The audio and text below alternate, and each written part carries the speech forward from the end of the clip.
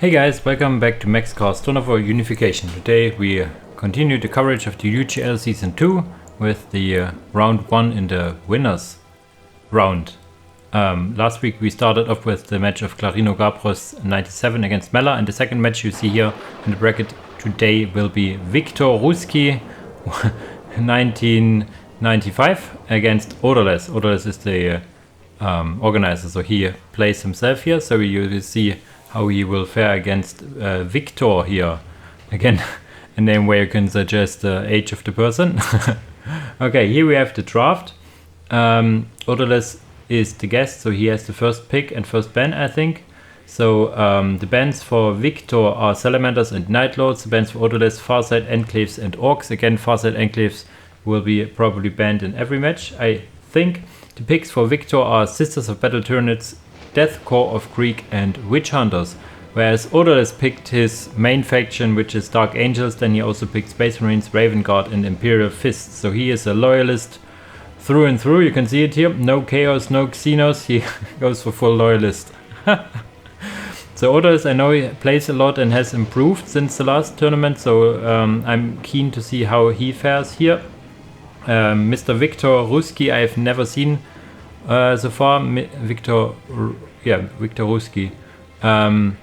Let's see how he fares in the first part. The first matches here. The first match, as the usual for this round 1, is on short below 0.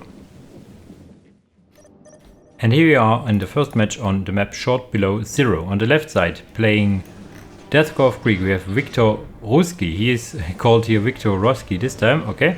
And on the other side, playing Dark Angels, we have Odourless. Odourless going for a 3 scout, 2 builders, and closer barracks. Let's see if he adds a generator or not. We will see shortly.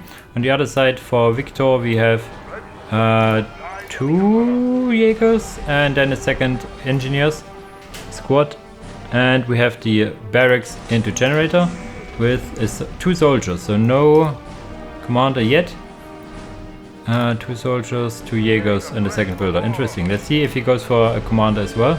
Resources will probably not align to it because he needs some resources to get his first listening posts up as well.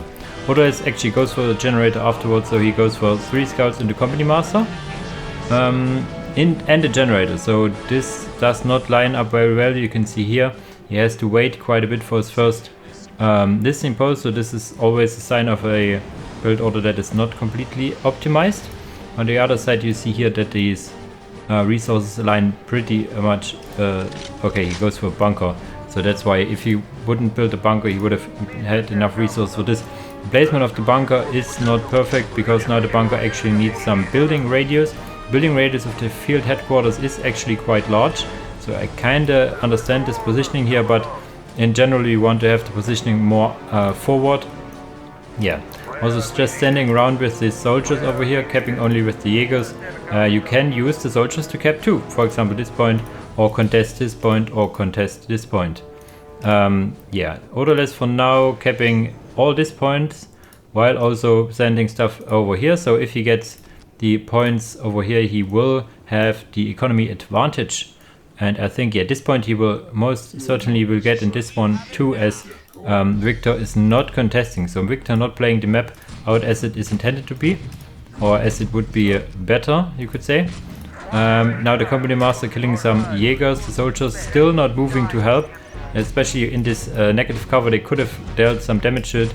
There's a giant observation post, so this will probably where the aggression end. Not sure if this is a right choice to move in against this whole squad of soldiers, Jaegers and a listening post. And yeah, Odourless agrees and moves out. For now, these scouts cannot really penetrate enemy fortifications, but what they can do is peel off models of units like this. You can stand here on the other side of the heavy cover, could probably reinforce them as well. Again, this point is up, this point is captured, and this point can now be built. The servitor, being the faster of the two, should run to the top. Not sure whether his servitor is actually. At the moment, for now, there's some scout marines trying to kill the engineers, but engineers are rather tough, especially if they're supported by guys around. Really interested where it's his So okay, the servitor actually moving to the top, as I suggested. These 3 scouts now getting reinforced and can easily take off these Jaegers. Now that their morale is broken, they cannot retreat, so this Jaeger sword will die completely. These soldiers need to be careful. Now that he has this listening post, he can be relatively safe because he can put them in and out of the listening post. He can and should tunnel network in a unit, and he did. You see that there are stuff shooting out of it, and these scouts aren't cheap. They cost as much as a Space Marine model. Yeah, they're standing also in the heavy cover trying to fight this, but yeah, these guys now getting even in melee, and Company Master going in melee against observation post. The observation post peeling off models is not ideal, but yeah. What would have been more ideal than just running these over would be, let's say, tunneling them in. Get the, I think a builder unit is probably inside, get it out, then ferry over soldier squad and get it out as well, so you have then all the units out here and quicker. The only problem with it, you have it's piecemeal basically, but yeah, at the time all these soldiers are dead now, and now the second soldier squad will be focused down as well. There's, yeah, again the morale is broken, so they cannot move out. Not sure why these Jaegers move in so close. Are they trying to get into listening post? It looks like it. He could also try to upgrade the listening post and then repair it with engineers. Engineers, as they are a squad, have superb repair rate. Or yeah, just give it up and try to get another one, like contesting these. But this one is already upgraded, this is not. He will lose this one. Let's see, how is the tech going? No tech for Odourless, no tech. Okay, tech is about to be there for Victor. Victor then could go for the heavy weapon teams if he has enough resources. Odourless should click now the tier 2 button. He's floating quite a lot of resources. Please. Yes, there we go. And add more generators with your builders. This one, the servitor being the fast one, now adding generators. Very nice, very nice. A little late on those. Will have an impact on his overall economy a bit. Tech Marines, I like that he goes with the Tech Marine to the front to build up stuff over there. He could even get a cheeky little turret if the victory condition for it is enabled. This bunker I do not like again. So yeah, yeah, you played the Death Score of Greek style, holding your part of the map over here, but you're given up like this whole part of the map, and even though if you may defend this for a bit, you will not be able to win the game with just this little part of land. Assembly plant is being added, so no heavy weapon teams. Okay. Then you do not need the box center. You need the box center to reinforce your heavy weapon team, so that's why I thought he would go for this. But as it stands, he goes for Storm Chimeras. Storm Chimeras only benefit from the box center Storm Chimeras have is that they actually get the Pindal heavy stabbers. If possible, you should redirect the fire from the commander to these scout marines, because the commander, as you see, will not die, but whereas you could kill a few scout marine models in the meantime. So he should go for the Pindal heavy stabber, as he actually built a box center just for that, I think, I would suppose. What is he building here? Another generator, okay. Yeah, please get the Pindal heavy stabber. There's no reason for the box center otherwise. Tier 2 for Odourless is finished now. He has added 1 squad of Space Marines, 2 squads of Space Marines, so he gets with the melter guns as his anti-vehicle option. And yeah, only 2 of those, and adding now the machine nave in the far, and also the Sagacity chamber out of the map because his builders was just there. That is kind of okay. As I said, you really want to have these Pindal heavy stabbers. There's no need to not get them. They are relatively cheap for what they do, and they're adding so much firepower and I think some suppression.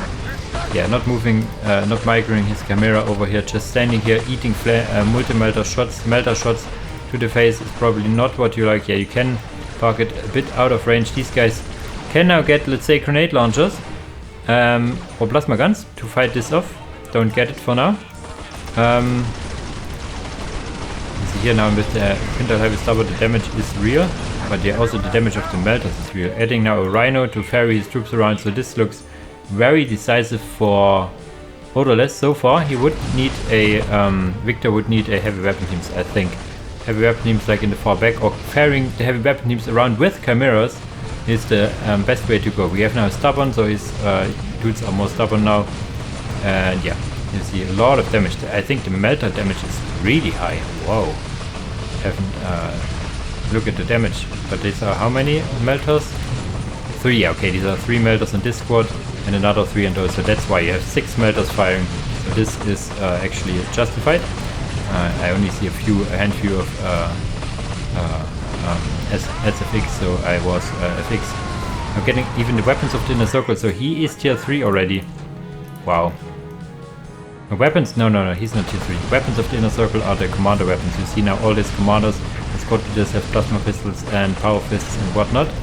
Using actually to ferry around his scouts. You have now here the little Siegfried guy. The most cutest car ever for Death Creek. A lot cheaper than the Storm Camaro now, and has still the same kind of multi laser. What is it called? The multi-laser? Multi-laser on top, but cannot get the Pintle Heavy Stopper and cannot get cannot ferry troops around. The HQ is lost, but he's still fighting on, only having now his bunker here that fires at these guys. Firing actually at the Rhino, I think, which is beneficial for Odourless. He could send or how should I say, target it to infantry, and yeah, it's only now the vehicle production building left getting killed, and there's GG called. So this is a rather quick 1-0 for Odourless. Pretty straightforward, getting advantage in tier 1 by getting the outer points, then even contesting this relic and this point over here. So he had basically the whole map, and Victor only had 3 points on the map. Victor was a little faster in tier 2, so in the combination, let's say a heavy weapon team into a Chimera, he could have maybe fought back and got a bit of land back. But yeah, I'm not sure. Overall, well played by Odourless. And yeah, the second map then will be chosen by Victor here, and we will see what map it will be. And here we are on the second match, which is on Outer Reaches. On the right side, playing Sisters of Battle, we have wiktoruski1995 in the bracket. He goes Adeptus Sororitas with a Prismatine Sanctuary, so it should be Seraphims. On the other side, Odourless over here playing Raven Guard. So he also goes for Assault Marines with the Arsenal, the Armory, and the Crow's Nest, the Barracks. So we have jumpy troops against jumpy troops. I really like that we have Outer Reaches in the map pool. This is one of the OG maps of Dawn of War, and yeah, I've never seen it enough. It's very unique in that you have a very tucked out base with only 1 point, and then you have the 2 points close to you with also a relic, and then you have this very important top part which has a critical but also mostly important 2 strategic points close together. So who owns the northern part has an economy advantage for the most part. To make up for it, you have this contested strategic point in the middle. So a lot of contestment about economy in this area over here, and yeah, combine this with a very short jump distance of the bases as well. So this makes up for very nice matches. So I also like that you have this symmetrical axis similar to Deadly Fun Archaeology, where for the most other maps you have like a spinny, what should I say? It's top left versus top right, and those two here share the bottom. And we have Seraphims actually going directly into the base. Not sure about that. Probably trying to fight the builder, but we have, what is here? This is the captain, right? Yeah, it's a brother captain, and the captain should be able to fend him off. Question is, why the captain? Why the armory when you go for captain? Something that I do not get right away. Does he? No, you cannot get any weapons on his. So not sure about the brother captain here, to be honest. If you can get the brother captain without the Raven Guard arsenal, and could have gotten some Space Marines or stuff with it. So yeah, not an optimized build here. Okay, he goes for the captain with plasma pistols, similar to the Canoness with Inferno pistol. You now have the brother captain with plasma pistol. The big upside for the brother captain is that he can jump. The downside is that he's a little more fragile. You see here that the Seraphims kind of trading with him. The second squad of Seraphims, if they focus down the brother captain, will be able to deal a lot of damage to him. They now try to focus down the listening post, which is not a good idea. Now the plasma pistol is here. Let's see how this fares against these Seraphims. I think these ladies just need to focus him down. Look at the damage going down. You will bleed a model too, but if you can get him low enough, you will have him in a state that he cannot really fight you. Now that he is in the heavy cover, you could contest him in heavy cover, but what he does not know, and yeah, you cannot go here once the listing post is up. He's just going down. The Tech Marines can sprint away, and we see on the northern part that the scouts already have captured this one, and nobody has captured the middle. So we already have economy advantage for Odourless over here, because this guy captured this relic instead of going to the north, and this guy, yeah, he needs to resend his capturing guys. More shift clicks required. What does he go for then? You can get the Dark Fury, which is your ASM squads from your HQ, which can deep strike them if need be. For now, just going in the back of the base, not achieving a whole lot here. Upgrading all the system posts is Odourless, because yeah, if you go for Gen with the Raven Guard, they get a lot out of it, but it costs a lot. So okay, a little misplay. Now he's in the light cover here, going into melee as well. They're killing a lot of Seraphim squads without losing the product captain here. So there's a lot of dead Seraphims. Killing also the squad here maybe. Okay, this was not a squad wipe. There was one model over here, but still. Now we have the Space Marine squads to defend, and the product captain can go on the counter offensive over here. Can kill off some capping units. Even the Primaris Scout Marines over here, limited to 3 models, can now have killed probably a worker here. And this unit over here, which is the Primaris Scout Marine, singular model, still survives going in the middle. These Space Marines here have fend off the Seraphims, even go for the Bionic, so this is an extended tier 1. Tier 2 is not on the way for either player. Yeah, I think okay, just started it as we speak. I wasn't thinking that he could actually afford it, because he has lost so much Seraphims, but he has not invested in any points. So you see it's 92 and 15 against only 62 and 20. So this is getting really sour for Victor really quickly. The product kept him buying enough time. He now needs to be a little careful with his health pool. But there comes some Space Marines. They were sprinting over here and now are here on the heavy cover, there to stay, I think. You should just park here, I guess, and kill the listing post. Not sure that you really need to follow those ladies around. You could, yeah, just stand here and kill the listing post. Second Space Marine squad now added, and getting, what is he getting? Targeters even. I think only grenades are missing now. But also the hunt begins. Resource from the HQ requires the armory. Okay, he gets tier 2, however. Which allows them to use the stealth instead of sprint, so they have a shared cooldown and you can sprint or get invisible for a short amount of time. Staying in the heavy cover while shooting ladies in the light and not in the heavy cover, they now turn into the heavy cover, trying to focus down the product captain. The product captain goes into melee. He should just jump out of here, and will he be able to? Jesus Christ, he only has 5 HP left and now needs to keep on jumping. He was 13, 15, 16 HP, 18. But yeah, they keep on shooting and they will get him down, and there down he goes. A little overstaying his welcome. If he would have jumped to his base, he could have slowly regenerated. But I think the Space Marines here, scouts and 1 squad of Space Marines. Where's the second squad of Space Marines? Just in the enemy base. Rebuilding his Prismantine Sanctuary, of course, because he has deleted it to have more resources for the Seraphims. Killing 1 generator, killing its 2nd generator. The targeters paying dividends. Tier 2 is now finished for Victor. He goes for Celestians, which is your go-to unit. And I'm really looking forward to what is Odourless getting in tier 2 with the Raven Guard. I would assume some Stern Guard. So they are now tier 2 using their Angelic Visage, which should allow them to win, especially in the conjunction with the Celestian, which just popped. So these guys now sprinting away. Look at Space Marines jogging about. They could jump over here and cutting off their retreat, but in general the resources 1, 16 and 30 against still 72, and now no power income. So even though you have now some Celestians, I do not think you can. Yeah, there was even cost power as well, so there's no real way you can afford to lose models, whereas Odourless can afford to even lose the whole squad over here. Now going also into melee. Futomaki has been kicked out of the game. So he's not willing to watch it further, I guess. Yeah, so we have now the Space Marines even going into melee. As I said, Odourless can lose the whole squad, because look at the map. It's all his. It's all his. It's all mine, kid.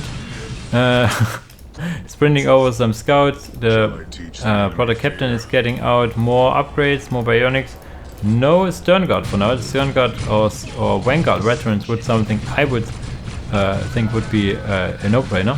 Especially Vanguard veterans, as you can just teleport them in.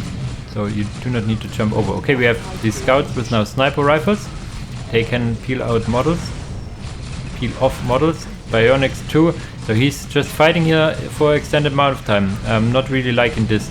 You could have just ran away, I think, and or called him some nice units, or even getting a vehicle production facility. But for now, he is just standing here, stubbornly reinforcing. You're not. This is Raven Guard, not Imperial Fists. But yeah, the scout support is what makes this fight now.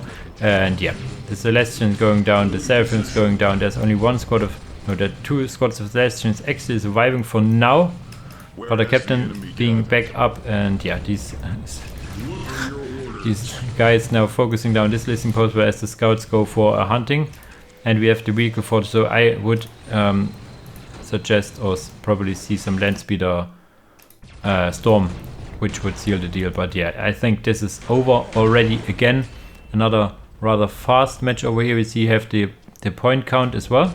So this is another map where this control area stuff can be activated if you have map control. Tranquility's End is another one. So the scouts now sprinting out of the way. I'm interested that we do not see as much of the infiltration stuff. Nobody seems to research it really, but can be really strong. Frag grenades now, and land speeder storm on the way as well. And yeah, with this I think there's not much really left to fight for. Celestian veteran superior here, but he does not even have the Inferno pistol, so these scout shots now will kill the last remaining Celestians over here. You see them falling one by one, and yeah, there goes the grenade, and there comes the last shots, and the whole squad in a big boom, this lady going down, and there's GG called. So this is now getting a 2-0 for Odourless over here. Let's see if Odourless actually, yeah, he this time deletes his building, so will concede. So this is a 2-0 for Odourless, who will now move into the winners round, the next round, the round of 16, and Victor will go down to the losers round. The enemy, or no, the player Odourless faces will be Yao Shen, so this is going to be an interesting match, I think, indeed. Interesting, I just noticed that this is the same color scheme for the Dark Angels as he used for the Raven Guard, so all this turquoise over here. I like it. So, as usual guys, thanks for watching and see you in the next video. Bye bye!